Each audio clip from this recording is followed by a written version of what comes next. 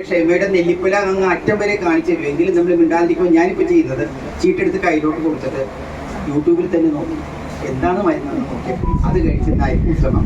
അത് യൂട്യൂബിൽ പറയുന്നത് കൺസൾട്ടേ ഡോക്ടർ. അപ്പോൾ യൂട്യൂബിലേലും വിവരമുള്ളവരാണ് ഡോക്ടർ എന്ന് മനസ്സിലായല്ലോ. 35 കൊല്ലം ഞാൻ ഈ പണിക്കിറങ്ങിയിട്ട് 89 ഞാൻ പാസ് ഔട്ട് ചെയ്താണ് MBBS. മനസ്സിലാണ്ടോ? നമ്മളേനെ പഠിപ്പിക്കാൻ ഈ ആൾക്കാർ വരുന്നു. എന്താ ചെയ്യുന്നത് ഇവര്? ഈ ഡയാലിസിസിലോട്ട് വരാനുള്ള കാരണം ഉണ്ടോ? ഡയബറ്റീസ് മീറ്റസുകാർ എന്താ കാര്യം? എന്താണ് എന്ത് ചെയ്യും? 680 ഷുഗർ.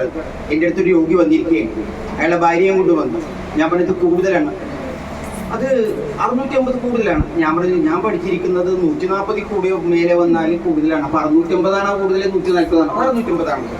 ഞാൻ മരുന്ന് എഴുതി കൊടുത്ത് പിറ്റേ ദിവസം ഈ വ്യക്തി എൻ്റെ അടുത്ത് വന്നു. ഞാൻ എൻ്റെ ഭാര്യയ്ക്ക് മരുന്ന് കൊടുക്കില്ല. ഞാൻ പറഞ്ഞു നിങ്ങളുടെ ഭാര്യയ്ക്ക് മരുന്ന് കൊടുക്കണോ വേണ്ടെന്ന് തീരുമാനിക്കുന്നത് നിങ്ങൾ തന്നെയാണ്, ഞാനല്ല. നിങ്ങൾ തീരുമാനിക്കണം നിങ്ങളുടെ ഭാര്യയ്ക്ക് കൊടുക്കണോ വേണ്ടി. പക്ഷേ ഡോക്ടറിൻ്റെ നിലയിൽ 650 കണ്ടു കഴിഞ്ഞപ്പോൾ മരുന്ന് എഴുതി തരേണ്ടത് എൻ്റെ ഒരു കടമയാണ്. അപ്പം ഞാൻ എന്താ സംഭവം, എന്താണ് നിങ്ങൾ കൊടുക്കാത്തത്? South Africa.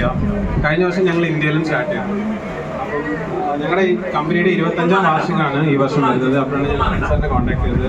Gaurav sir, ബോഡിഫോർ sir, Shirley, അങ്ങനെ കുറേ പേരുടെ കൂടെ ഇവിടെ ഈ ഒരു സ്പേസ് പങ്കിടാൻ കഴിയുന്നതിൽ വളരെ സന്തോഷം. എല്ലാവരുടെയും വളരെ ചെറിയ കുട്ടികളെ പോലെയാണ് ഇവിടെ എല്ലാവരും പ്രവർത്തിക്കുന്നത്. വളരെ ഊർജ്ജസ്വലമായിട്ടാണ് പ്രവർത്തിക്കുന്നത്. ഇതിങ്ങനെ തുടരട്ടെ. ചെറിയ വലിയ മറ്റുള്ള പ്രശ്നങ്ങളൊക്കെ ചെറുതായി ഇല്ലാതെ ആയിക്കോട്ടെ എന്ന് ആശംസിച്ചുകൊണ്ട്